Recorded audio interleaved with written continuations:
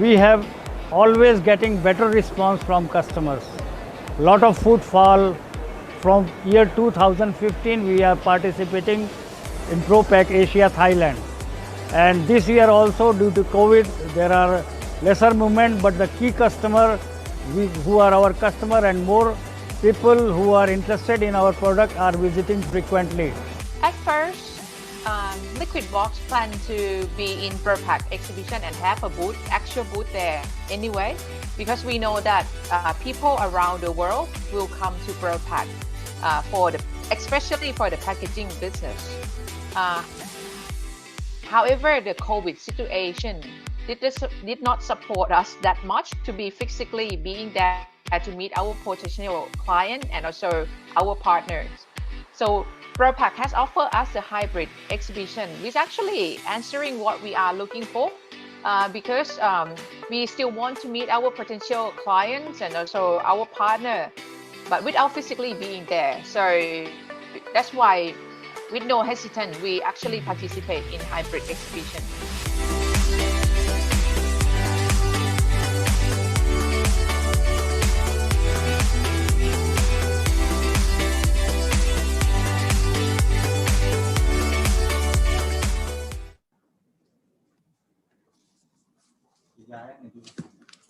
Hello, Swadika. Good afternoon, everyone.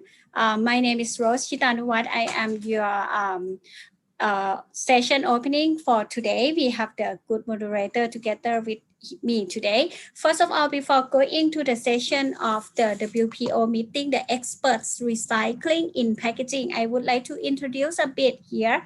You may be in the platform propakasia.com/ve, our virtual exhibition, which is providing you the access to your suppliers and also to the webinar, which is providing the knowledge and up-to-date market trends in this platform. Altogether, I would like to tell you that you can come back and watch it in the rerun version in this platform till 23rd, and then we are going to have the new version of virtual event platform, which is called ProPak Connect on 23rd of June. So today, together with me, we have a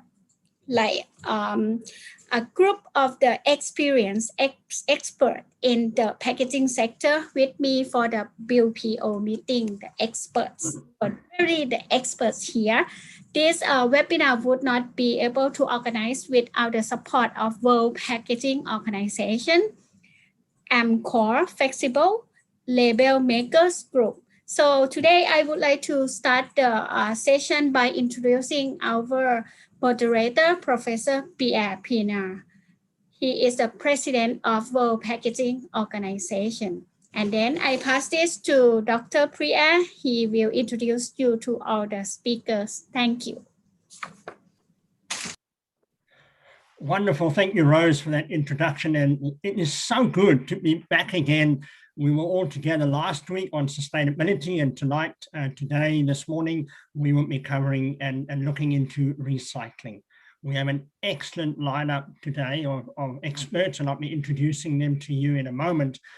But I want to share with you the fact that these three gentlemen make up 100 years of experience. So to all those viewers and listeners across the world, now is your chance to ask anything you want to when it comes to recycling. And I'm sure if they don't know, they'll find out and make sure that they'll come back to you with an answer. So with no further ado, I'd like to introduce our first expert to you, and that is Graham. And Graham Lang has 40 years of product development experience across many facets of packaging and across the packaging industry at large. His focus has been on adhesive and ink formulation, fiber packaging design, paper and plastics recycling, film manufacture, and label materials design. He was instrumental in establishing the pressure-sensitive label materials division for his company, and that was way back in the early 1990s at Label Makers. In these past 20 years, he's really focused on sustainability and looking at new product design with that in mind, and he works very closely with a number of universities and other industry partners and major recycling houses across Southeast Asia. And his focus has always been to improve recycling. So Graham, over to you. Nice to have you with us. Thank you, Pierre, and welcome everybody. Thank you for the kind introduction. I've done more than my fair share contributing to the 100 years, I suppose. But to do a quick recap, I guess it's the best way of explaining my experience in this area. My experience, I guess, has built upon education in science, particularly chemistry. Working life began on a lab bench, making and formulating adhesives for a small family-run business in Melbourne. That followed several years with a large fibre packaging and fibre recycling organisation.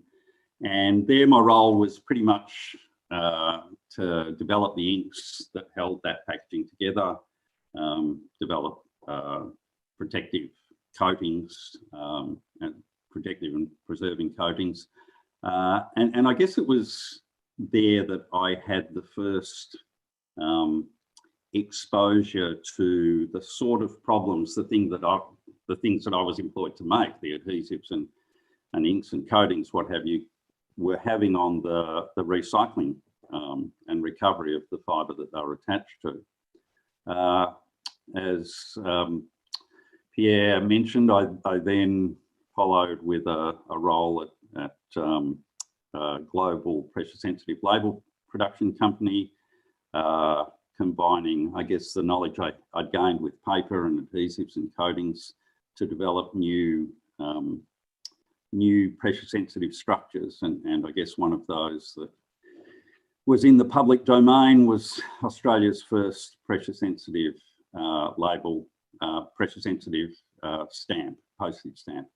And I mention that because it's a technique that we used there for removing the stamps from the envelope that we're still using today in the recycling process to separate labels from primary packaging. So as Pierre says, 30 years at label makers, the last 30 years, and much of that focus has been working with large global beverage and food companies that are operating in Australasia, breweries, dairies, CSD and water bottlers and food manufacturers. And I think the thing that, you know, in my time at label makers, the change that I've seen is if I look back 30 years, we had to be the most linear operation you could imagine. You know, we produced huge amounts of composite, difficult to recycle waste in our label production process. A third of what we supplied to the customer, the release liner, was consigned to a waste bin and landfill before the customer's product even left their premises. So we have spent a great deal of time and effort investigating means by which that spent release liner could be recovered. And look, today I'm pleased to say we've developed pathways for the recovery of both spent fibre release liner and spent polymer release liner. And so the thing, you know, without sort of taking too much time, the perspective that I've gained working with these large brand owners is very much one that requires cooperation. I mean, we just will not come up with functioning recycling systems unless we understand the recyclers' processes and unless we collaborate. And you know, from my perspective, you know, 40 plus years actually as a perhaps jaundiced cynical material scientist, it probably is the most kind of exciting and fulfilling time to be, designing with that new imperative for recyclability. It's a golden time for somebody in my position, and like I say, it demands that we collaborate up and down the supply chain. It's the recyclers, it's the brand owners, it's the raw material manufacturers, it's the converters, and without that cooperation, we're just not going to optimise the recovery of the packaging. Thank you very much, Graham, and that certainly gives a very good insight into your knowledge. And I encourage all the listeners and the viewers to don't hesitate to put in any questions you want to. Now's your chance. Just drop them in the Q&A and I'll pick them up there. So the next expert I'd like to introduce is Henki Wabawa. Henki is certainly a leading packaging consultant in Indonesia and across Southeast Asia. He's also the executive director for the Indonesian Packaging Federation based out of Jakarta. Henki has more than 30 years experience in the packaging space, looking at business development and research across many different manufacturing industries. But he certainly continues to engage actively with government, academia, and the industry. He's an electrical engineer by profession, and he is also vice president of the World Packaging Organization, responsible for global education. Henki. Thank you, Pierre. I think, I don't know, I cannot start my video. Oh, okay. Okay. So, back to my experience. I think I started in this business since 1984 in the packaging, and especially in the so-called flexible packaging, which is some people are saying it's multi-layers. So many layers of film and foils and so on. And this is the major packaging sector, especially in this country, in Indonesia, where I'm living now. Actually, the most challenging, actually, if we are talking about the recyclability, at present, I believe about almost 50% of the packaging, post-consumer packaging waste definitely is from multi-layers. So that's the most challenging, as I said. So, but in fact, I believe that they always have a solution. I believe that the packaging is still needed in Indonesia, for example. This is a big population and still a growing population, though at present during the pandemic is of course the some of the industry has slowed down, but fast-moving consumer goods, food, for example, definitely we still need it. So that is especially now we are in the so-called social distance. So everything is should be packed. So even you move in your lifestyle in e-commerce, internet, online, and so on, but you still need more on the packaging. But what kind of packaging? That's why I said the most challenging in the packaging sector is the ability to design the packaging with the whole aspect that we have to put in the balance. First, to make it better in order to really give the functionality of the product that we have to pack. Definitely, like food, you need a barrier in order to have a shelf life and so on. And then you have to make it also the material safe for us. It's not giving effect to your healthiness. And then today is also that the packaging should be delivered faster. Yeah. So the urban lifestyle today, no time anymore so much in order to cook and everything.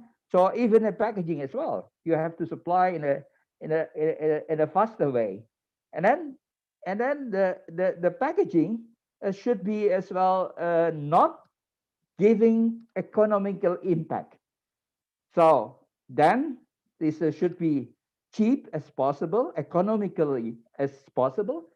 And last but not least, now become very much important is the sustainability. Sustainability is become so important, I believe, that that especially in this country, that the whole waste, they are talking a lot about waste of plastic. But in fact, if we see the end station of the whole waste, which is we call it always open dumping landfill. Here still the major still using an open dumping landfill. 60% is organic waste. It's not the plastic. Plastic is only 40%. That is the whole challenge actually. What is wrong in this? It is the waste management actually. So that's why that is the whole effort that we try to work with the whole. We have to collaborate with the whole stakeholders, like the government, as mentioned before, for the regulation, the legislation, and then the whole brand owners who use the packaging, and then the retail business, and then the consumer itself. We have to educate how not to make it littering harm the environment. So that is the whole challenge that we have to make. First, of course, our responsibility as a packaging developer is how to redesign in order to make it the packaging recyclable. That is most important. That's what also we try to make a guideline for that in order to that everyone, especially in the converters and the brand owners as well, to understand what could be recyclable with the technology available now in this country. So the whole guideline should be a collaboration with that. And as mentioned, that we need definitely a lot of efforts on that, and it's still a good challenge. Still a good challenge for that. I think. Thank you, Enki. Thank you. I appreciate that, and nice to hear all that background information around recycling. Well, it gives me a lot of pleasure to introduce our third expert, Richard Smith. Now, Richard is the Director of Sustainability at Amcor Flexibles in Asia Pacific. He's a chemical engineer by profession, and he has over 30 years experience, so hence where the 100 years comes from. But he focuses heavily on innovation, enabling consumers to become more circular through responsible packaging solutions. In 2013 already, Richard was made a fellow of the Australian Institute of Packaging for his contribution to the development of innovative plastics in packaging. And more recently, as late as last year, he was appointed as a non-executive director of the Australian Packaging Covenant Organisation. Welcome, Richard. Thanks, Pierre. Thank you for the lovely introduction, and hello to everyone that's joining us this afternoon. It's certainly my pleasure to be invited here by ProPak and the organisers with the World Packaging Organisation. Thanks very much. A little bit of background for me, just in terms of my background in recycling. I first really ventured into recycling back in 1990, and I was involved in with an organisation to help set up PET bottle recycling in Australia back in 1990. And it was a groundbreaking work where, in fact, the world's first bottle got produced in Australia with post-consumer recycled materials back in 1992. And I did all the work relative to ensuring that we were able to get an FDA letter of non-objection for the materials and the bottle that got produced and eventually commercialized with some very large brand owners who I'm sure we all know. So that was very exciting for me and introduced me to a lot of elements around mechanical recycling. And in between time now and coming forward to more recent times, and working in flexible packaging, been very interested in mechanical recycling and the opportunities might exist for flexible packaging, but also been involved in studying what's happening in what people call advanced recycling and where that might be taking us to ensure that we can get circular outcomes for our flexible packaging, because as Hanky touched on, and right across Asia Pacific, which is the area across which I work, we see flexible packaging is certainly a very popular form of packaging that's used.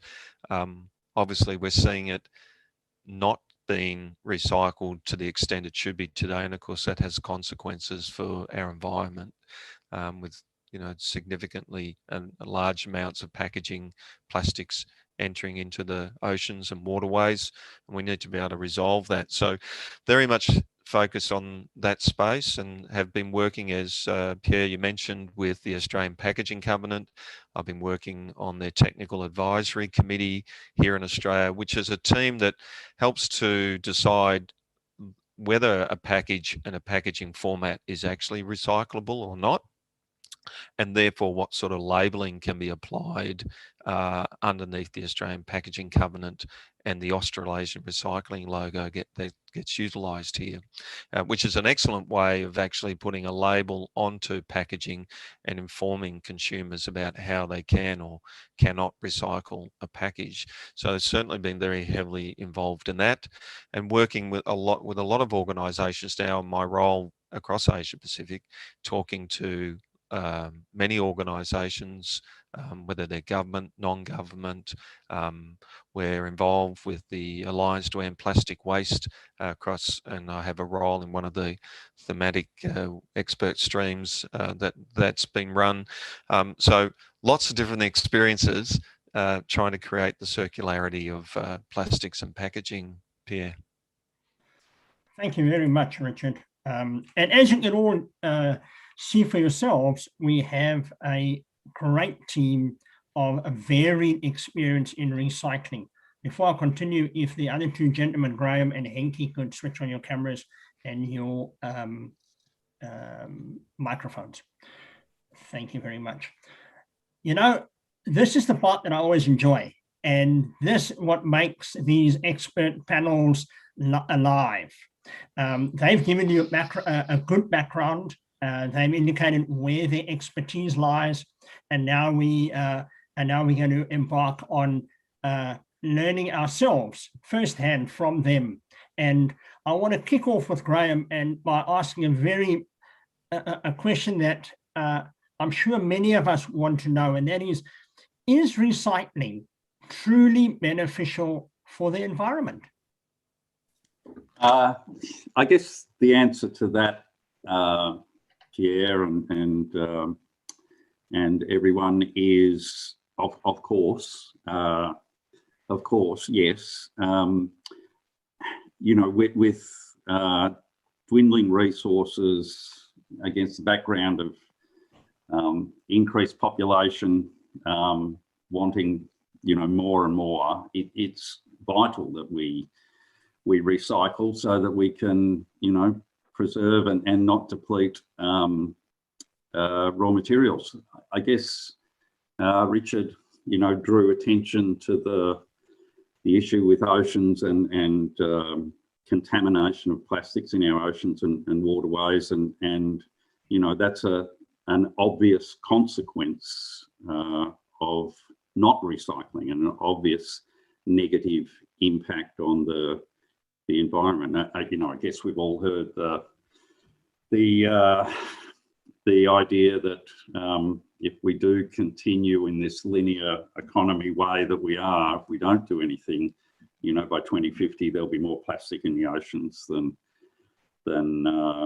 there will be fish. Look, one of the things I suppose that I think's in our midst a perfect exemplar of a product that is, you know, used, thousands of tons are used every day by almost everybody, and it's exactly the same material that our labels are printed on, that are attached to the bottles that we find in the ocean, and yet not 1 gram of it, not 1 micron finds its way into the oceans or into landfill.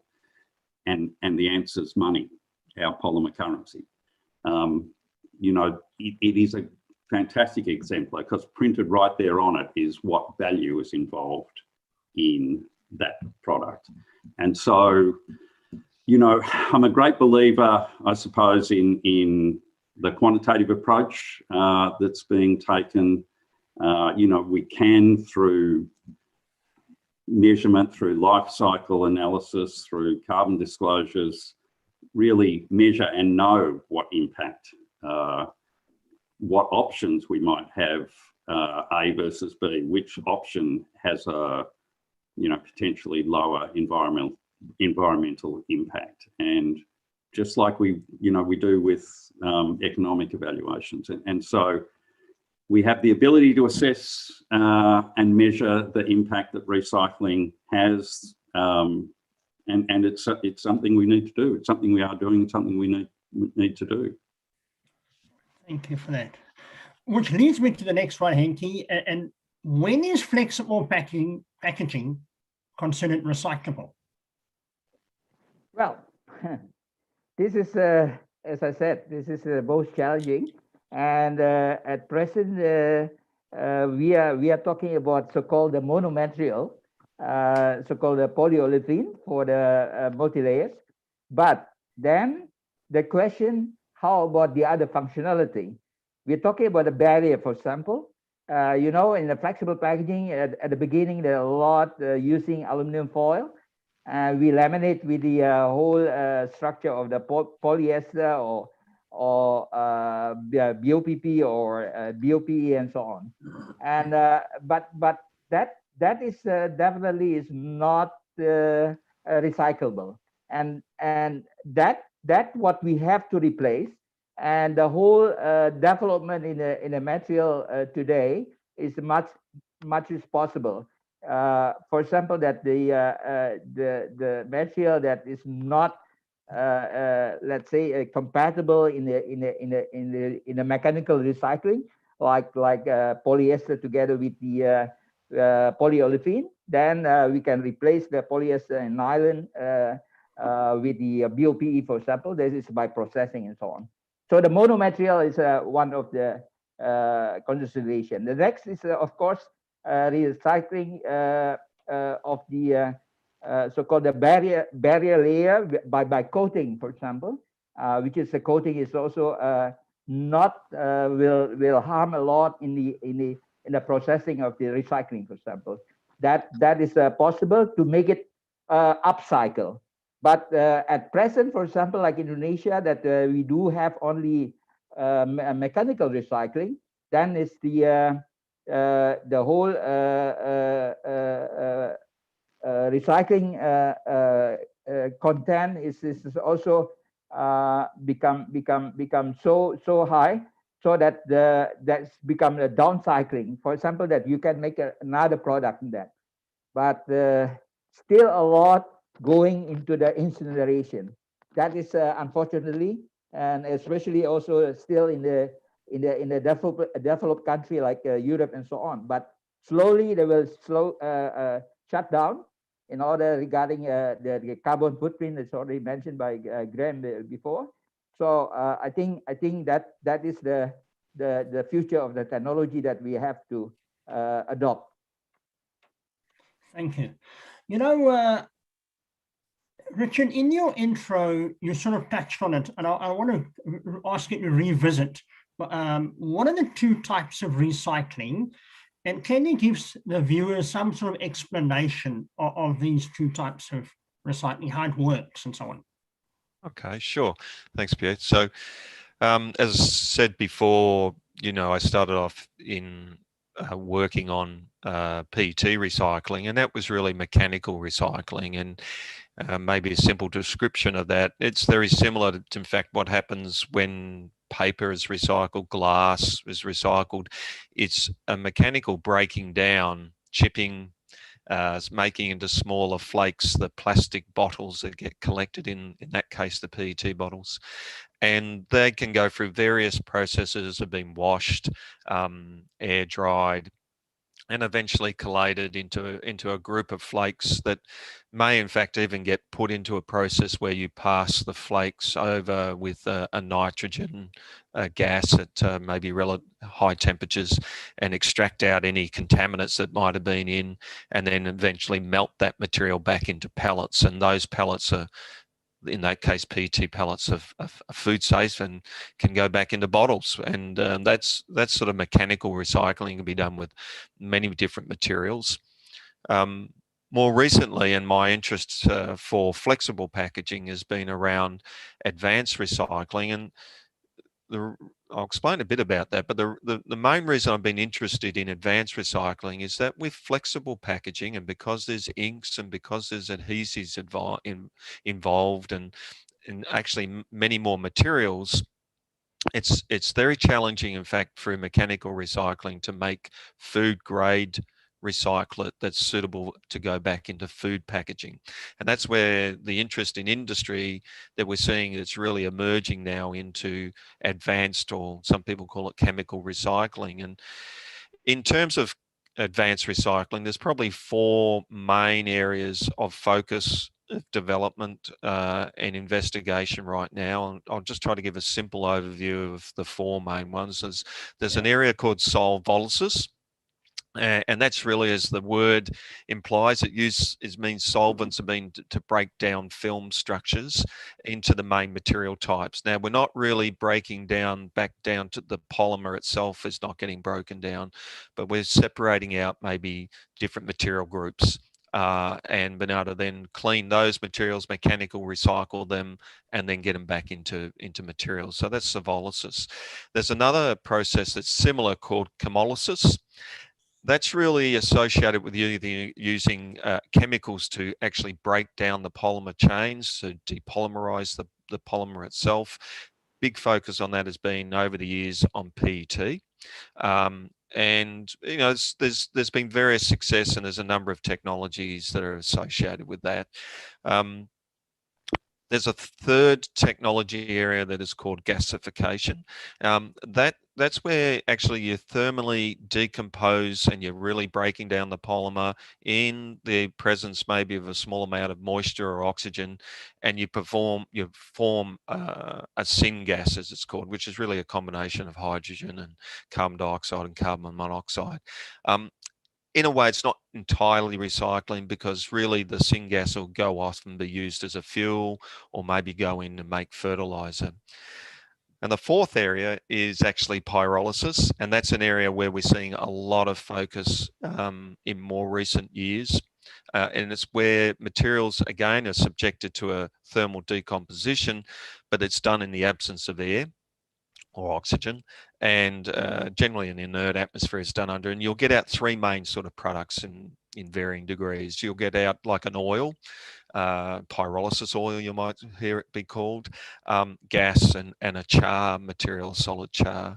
And it's that pyrolysis oil that's really interesting and has been converted today even back through normal refinery processes to make chemical feedstocks that then go back into making polymers. And those polymers, when they're made, because they've come right back from the normal sort of feedstocks that you get from fossil fuel, but in this case, they've come from recycled materials, they're completely food safe. And we're seeing those sorts of materials today emerging, very small volumes, but emerging around the world, back into things like polyethylene and polypropylene.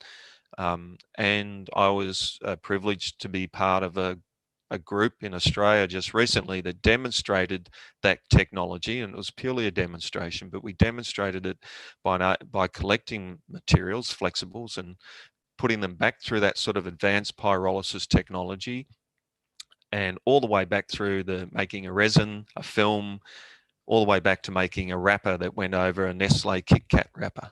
And that was really great to be part of that team that really collaborated across the supply chain to do that. So that was a demonstration of pyrolysis. And so they're the main two types of areas in the end of the day, though. You've got mechanical and you've got advanced or chemical.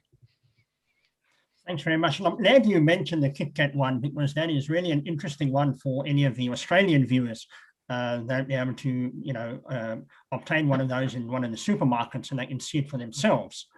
And hopefully Nestle expands that out to some of the other regions as well.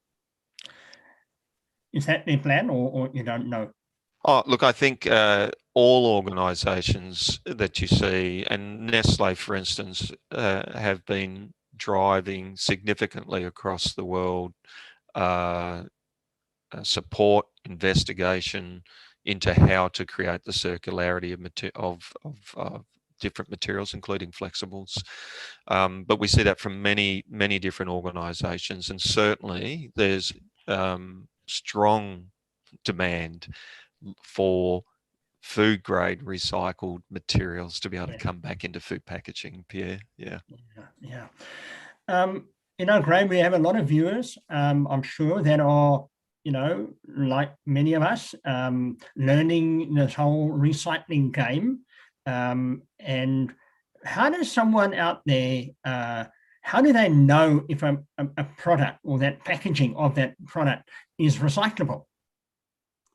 Yeah, it's an interesting one, because I guess, the glib answer might be everything's recyclable if you're prepared to wait long enough and spend enough money. So I guess the question really is, how do you know if something's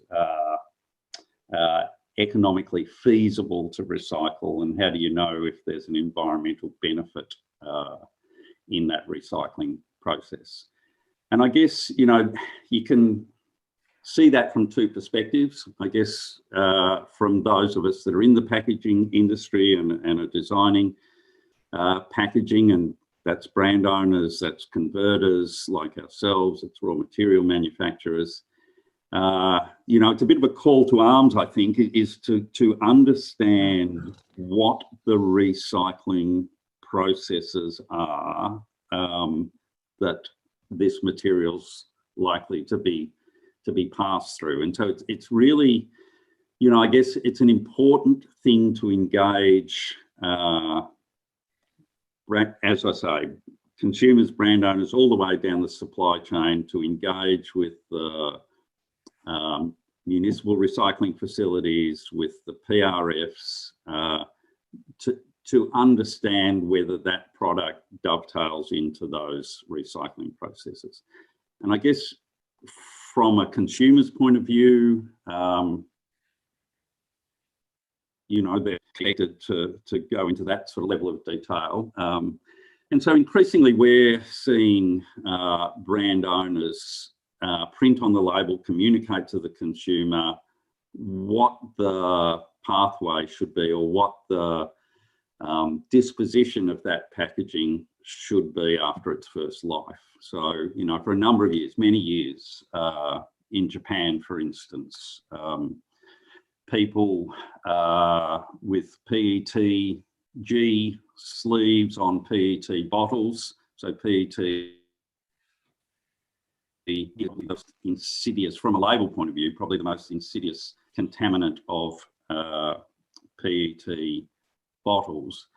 For many, many years, decades, there's been communication from the brand owners to the consumer to separate the two, and that's facilitated with zip perfs. So it's quite easy for the consumer to make that separation. And I guess in Australia, as Richard touched on and has been an absolute champion of, is the Australasian recycling label. So very simply, that tells the consumer at the point where he's going to dispose or send that package, spent package on its way, what the direction should be or what the disposition should be, not just of the package as a whole, but of the separable parts. So it's a simple label that directs, potentially directs the primary container into the recycling bin, some of the separable bits that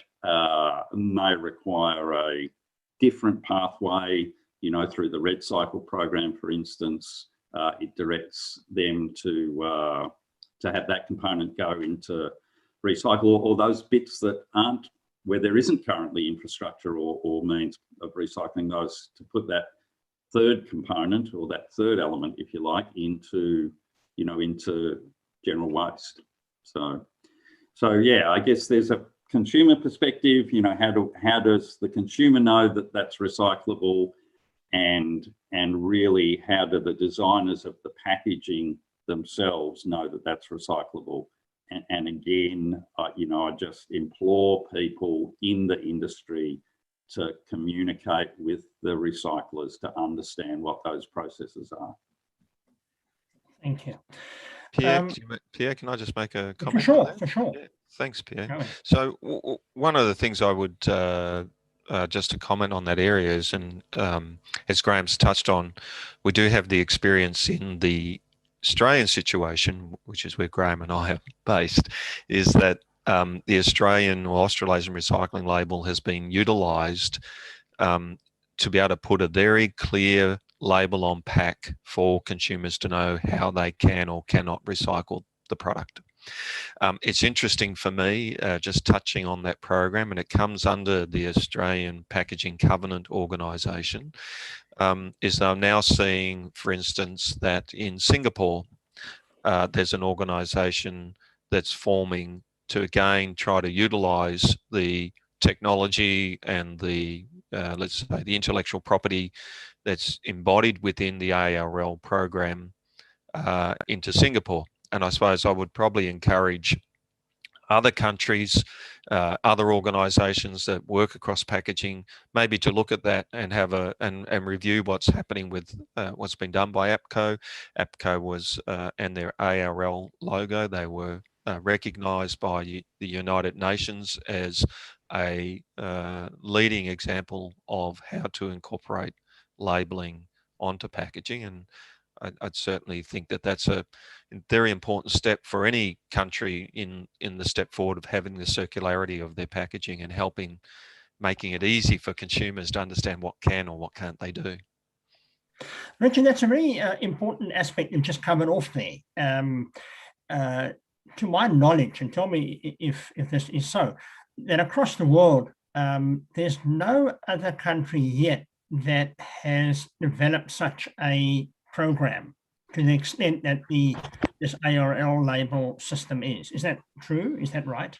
Not 100%, Pierre, but there are definitely other recycling labelling programs in the UK, in the US, and I will find at some point the link and share that that the United Nations put out in their evaluation, and they actually did draw attention to a number of other programs beyond the ARL, but you know the ARL got very strong recommendation in terms of its thoroughness and the way that it approached the labelling of packaging and its ease of understanding for consumers. So yeah. there are some other programs, Pierre, but yeah, no, it's Thank you.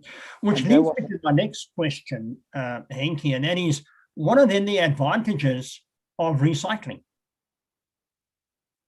The other advantages, I think first is regarding the resources management as well. We are talking a lot regarding the post-consumer waste, which is could be ocean marine debris and so on. But we sometimes forgot the whole climate change is also happening because of the a lot of emissions, a lot of usage of energy, which is will harm the whole environment, not only the solid waste. So in fact, what I'm going to say is also regarding the previous question that you said. I believe that the recycling is so important. If you have a kind of a collaborative action plan. I've been living certain years in Germany, and that was during my study and the 70s, 1970s. That in 73, people are talking already over there about the so-called the Green Dots movement, Yeah. Dual System Deutschland. Yeah. So this is the real blockchain that they made become a legislation in 1990, and that's why the recycling rate in Germany, especially for the packaging, is the highest actually in the world. That's what I read. So the whole collaboration then also make the whole impact into the economy, social, and environment. Yeah, so-called the innovation will also encourage to do any of the technology innovation, and then you will accelerate the whole your action plan in that. I believe like that. Thank you, Henki. Richard, I want to come back to you now, because I think there's a lot of misunderstanding on this. I'm now referring to bottles, rigids, that have closures on them. And the question is that many folk, I'm sure, have asked you and asked many of the other panel members, and certainly myself, what do we do with the closure or the cap or the top, as some people call it? When we want to recycle the bottle, where does the cap go? Well, in my experience in the facility that I worked with, Pierre, we could deal with the closures that were coming through. Now that may vary with different facilities around the world, but certainly my experience was that the polypropylene closures, the high density materials, the aluminium closures, even in those days, we had the equipment built into our facility to be able to deal with those materials. So we weren't impacted by the different materials that were utilized by the closures, and we created value streams out of those particular materials. So that was my experience. So the quick or the easy message to the consumers when they dispose that bottle is to do what with that closure? I might defer to someone else on that one, Pierre. Might defer to yourself even on that one. And there's lots of Henki or Graham, jump in if you want to. My understanding is that in this country that they should leave the cap on the bottle. Yes, look, I'm not well versed there.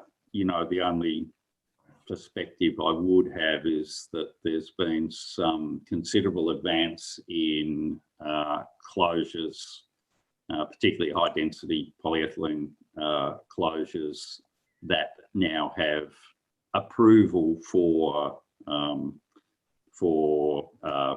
recycling with HCP containers for food grade applications. And so, hopefully continuing down that line takes away the problem and it just stays with the container. But on the different kinds of closures, that's a defer from me too. Henki, you have any comment on that? Yes, I think you will not eliminate the cap, especially become more important that the packaging today is also one. The other requirement is conveniency. In some country, the older people is getting more and more, so packaging is sometimes is not easy to open up. Especially I'm talking about flexible packaging, for example, as well. So even now the packaging in flexible packaging, you also having the kind of cap and so on. So, and that is not the big challenge, I believe, that the easily and the rigid packaging as well, especially that the easily then you can separate, you can segregate between the bottle, if that PET bottle, and then the cap is from PE or PP. That is definitely you can separate that easily. From the density is also different. Yeah, PET is a 1.4 and PE and PP is about 0.9. So then easily then in a washing station that you can separate that. Okay. Graham, a moment ago, I asked Henke, what are the advantages of recycling? And he gave a number of them. My question to you is, what are the disadvantages of recycling? Yes. The disadvantages, look, potentially, again, you know, it's very much on a kind of case-by-case basis, but, you know, potentially, if we look at, for instance, the greenhouse gas emissions, the environmental impact of the process of recycling. So if, you know, if you think about I don't know, HDPE bottle, you know, the collection of that, the hydrocarbons that have to be burnt to collect that material that's kind of spread all over the world, spread all over the country, returning it to a sorting facility that has to separate it from, you know, the disparate materials, moving on to a plastics recycling facility to process that, often with, you know, a degradation of the molecular weight, so a diminution of the properties, and you compare that to the virgin HDPE.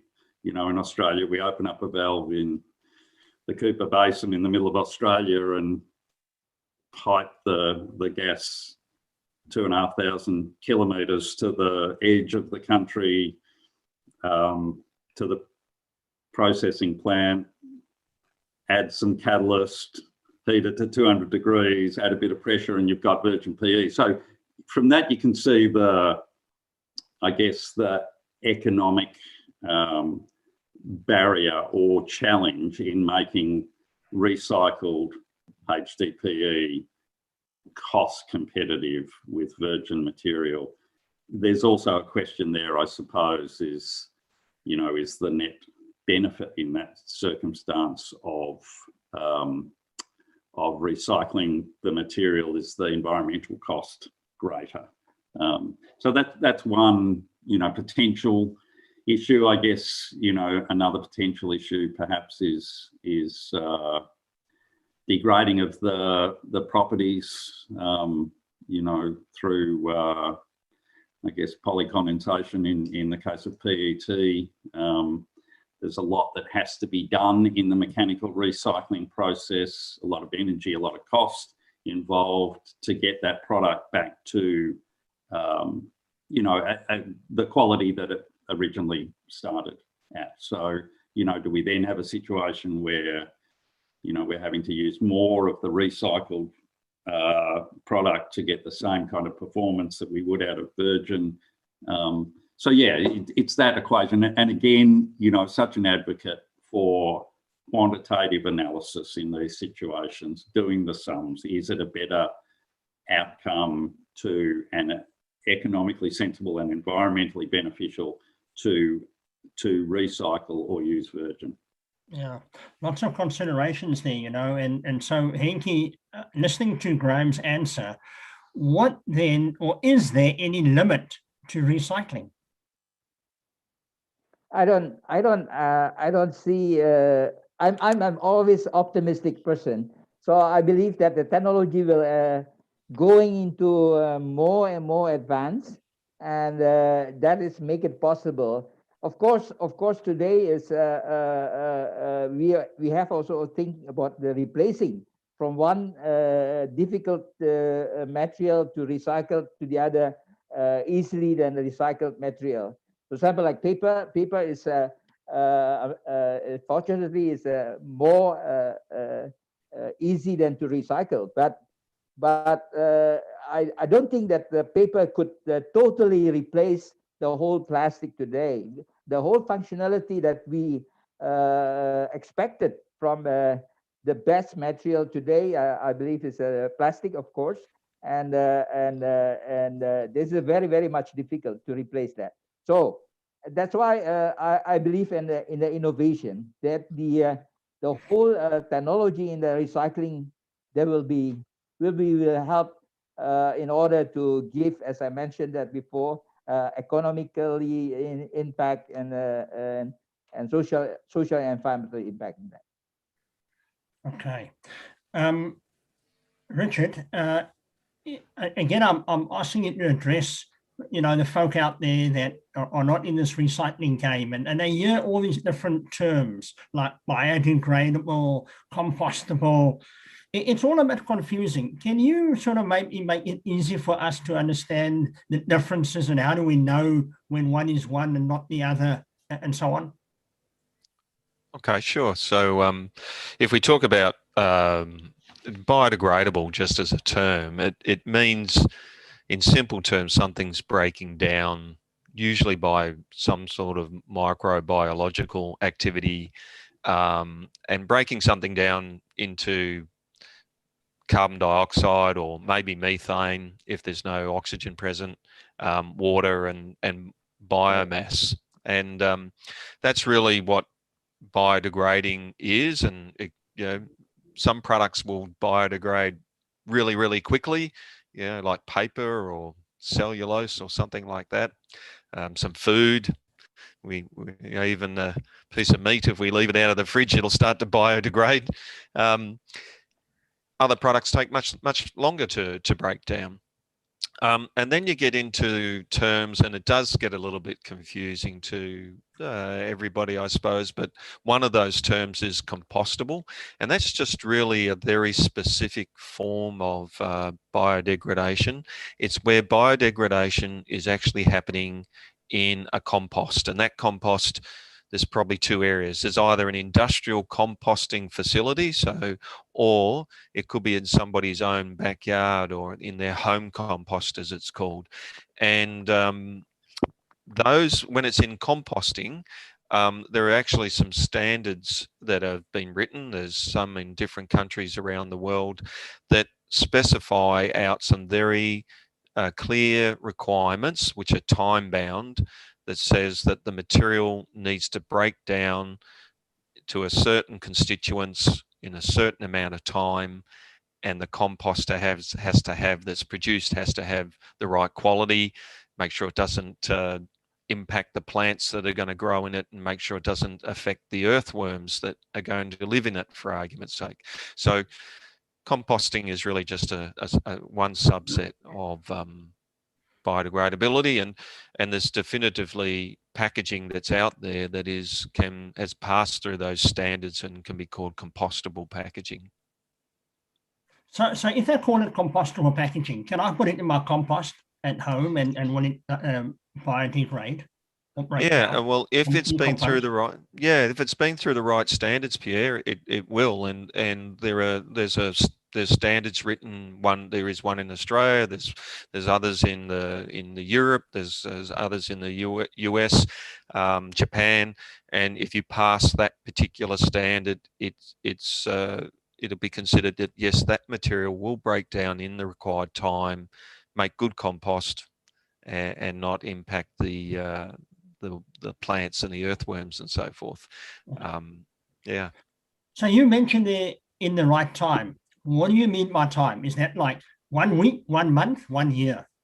No, it's got a time frame to be able to break down over a period of 6 months from memory, but I don't remember the exact precise time frame off the top of my head right now. And within that, you have to get, it's measured by how the carbon dioxide evolves out of the material that's been, the package that's been composted. And you have to show that, I think it's something like 85% or so of the carbon dioxide has to get liberated in the first 12 weeks. So, you know, and these have to happen at specific temperatures and specific inoculums of compost and so forth. So it's under very rigorous controlled conditions to try to help replicate, I suppose, how a home compost might operate. Industrial composting operates at higher temperatures. And so that's one of the main differences. The time frames get left the same, but you're able to operate at higher temperatures for the industrial composting testing that goes on. And I see the other two gentlemen are nodding in agreement with what you were saying, but I'm not going to ask you for their comments simply because can you believe we've run out of time. But I do want to leave you with one last question. Each of you have the same question. You only have 30 seconds to answer it. 30 seconds, because we're on the hour right now. So starting with you, Graham, the same question applies to all three of you. What should the man in the street or the woman in the street do at home? In your own backyard, what should we be doing better or differently? What is your message to us? What should we be doing at home to improve the recycling aspect of our environment? Graham. Listen to the young people that have an appetite for recycling. Look at the packaging. Packaging suppliers communicate what the pathway should be for the recycling of that container. The ARL is the perfect vehicle for doing that. Thank you. And Henky. Well, for me, is especially with the Deprimil, because for me, it's the first, what I have to do, you have to close down the open dumping landfill.